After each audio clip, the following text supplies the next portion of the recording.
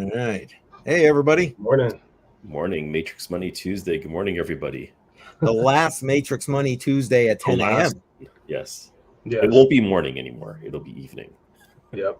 And it's all my fault. We're so there we go. We got a lot of people in the chat. Yeah, what's going on? Oh, my goodness. Yeah, I guess we do. Holy cow. Yeah. Automatic Beats, welcome. Morning. Appreciate you being here. Mike, as always, welcome. Chris, welcome. Morning. 100 Air. Good to Morning. see everybody. Good to see everybody. My funky dudes. Got Pat. So what? Oh, did I miss Pat? Oh, sorry about that. Popped it in there. Whoops. Start going here. So Solana, I love Solana. I'm sorry. I just got nothing at this point. But there's a lot of Solana news, so let's get to it. I think this is kind of big news. Citibank, fourth largest bank, I think, in the U.S. Oh, right here, it says it right there. Yep, fourth largest bank in the U.S. Exploring Solana's potential, looking to utilize blockchain tech for money transfers and smart contracts. That's huge. That is huge. A lot of major announcements have come out since Token 2049 launched or started last week, and there's a bunch of Solana conferences that are going on, I think, as we speak right now. So I'm expecting to hear a lot more announcements related to the chain.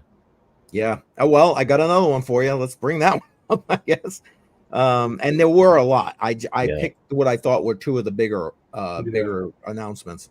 Mm-hmm. And right here, Franklin Templeton, major asset manager here. I guess globally. I was going to say here in the U.S., but I think it's globally. They're looking to put mutual funds on the Solana blockchain. Wow, check that out, eh? Wow. I think the only thing missing right now is an ETF for Solana, but maybe that'll happen soon. I don't know if you saw that in the chat. He is asking you a question about the DePin device management tool. Oh, yeah. So the management tool, I'm editing the video right now. So that video hopefully will be out on Friday. So the software that I'm using to manage my DePin devices is called Uptime Kuma. It's a free open source software that you can download off of GitHub. And if you just configure it for DePin, which is I'm going to be pinging the IP address of those devices every 60 seconds, it'll put it on a ticker on your screen, and then you can monitor the uptime of those devices. So I have a lot of DePin devices, and I'm not checking them all the time. So I could be losing out on earnings, and it could be offline for weeks, sometimes months before I look at it again. You go and I have look, dozens of them, right? I don't know, Yeti. Where do you want to start off? You and then we'll grill you later. I mean, where do you? I mean, we're talking just before we come on live. You really want to get into what I was doing in Italy? I saw some pictures. They're very interesting. It was a nicer car than mine. Just So what was that about? What happened in Italy? So we were invited to go down to Mugello. So that's top end of Italy and near Florence. Okay. To showcase a quantum race simulator. Original plan was to only show a test track. Then they kind of maybe challenged us to showcase something more. So that became a simulator on Mugello track.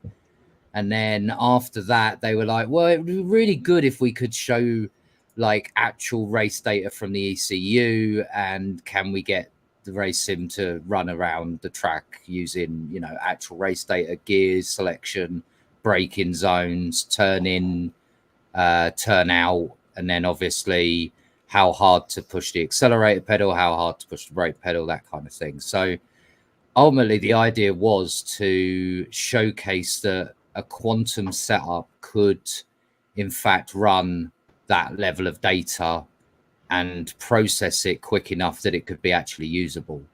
The good news is that all went well, like really well.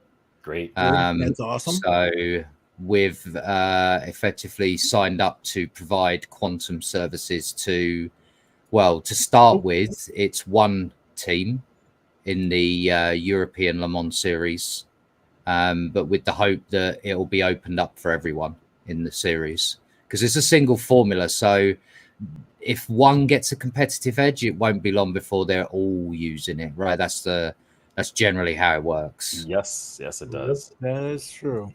I don't even know if I should be touching on this, but you had briefly mentioned educational institutions as a possible partnership. I just wanted to see if that had progressed at all. Yeah. Actually progressed a little bit further than we maybe expected it to have already. Yeah. There's some big parts to the announcement that will cover that. But yes, the contracts with the academia is now pretty much set. It really is going to be a new kind of opportunity for us as well as part of academia.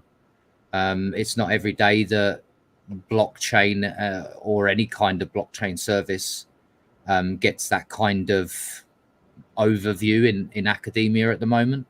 We're just starting to see some of the very first sort of crypto orientated courses start popping up. Yeah. Now we want to see if, we can take that one step further and not only do the blockchain side, but also, cover off our quantum side. So, you mentioned regulation. Yeah. Can you speak to that a little bit, like you guys' thought process as you move forward with regard to regulation? I mean, I can definitely actually, given that for the last 3 weeks, all I've been doing is the paperwork for compliance documents. So, we're currently in the process of going for certain accreditations. Anyone who's ever done business in that kind of industry would kind of understand what accreditations we're probably already going for. But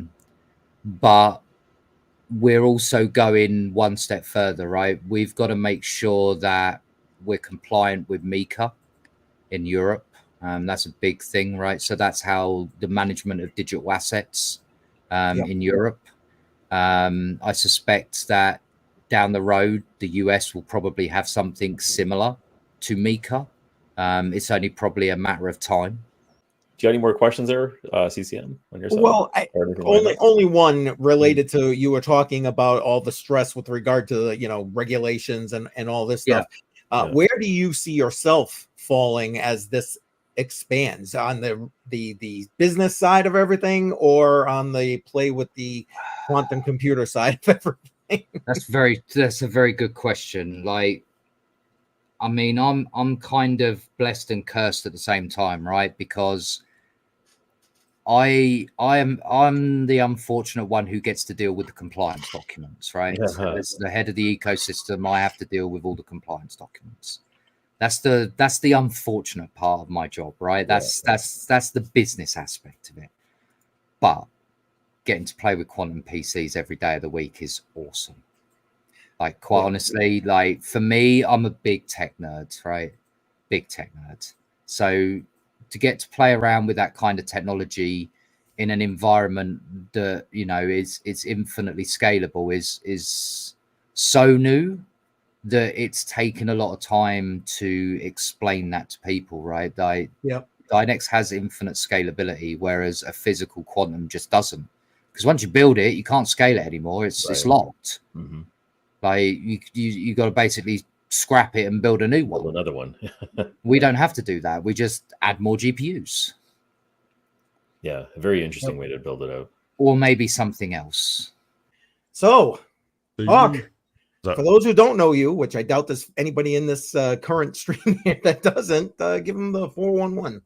Oh, they know. Everybody here knows. But yeah, no. So you guys know I'm Hawk Crypto in tech now. I moved away from the Hawk Crypto mining because I didn't want to be pigeonholed to just the mining content, because it's going to be hard pressed to see if mining really does make an extraordinary comeback this year or next year. So we'll see. But everybody pretty much knows who I am. Hey guys, so I'm just here to kind of hang out for a little bit, and hopefully I get a break between this stream and mine at 9. So, which I'm like scheduling right now as I'm talking to you. So. Oh goodness, right? Because you see, it'll be part of our ecosystem. So right now, I'm probably going to get yelled at, but right now we're building a back-end system, custom back-end UI system that integrates every part of Terra. This stuff takes a long time to build. Yeah, and it takes a lot of money. I mean, you're talking about programmers that are $500-$600 an hour. So like, I mean, it gets crazy. And Yeti will attest to this. it takes a lot of time to build a back-end system that integrates every part. If you're a crypto miner, if you got nodes with us, if you're, whatever, you're hosting some stuff on the side that, that's custom, to integrate all of that, pay your bills, contact support, all that, man, that's like a centralized system that just needs its own server rack. So it's like, to build that is rough, and that's going to take some time. But right now it's kind of number 3 in line because the new facility construction is underway. So that's the first thing. We got to get this site live. We're trying to do it by Thanksgiving.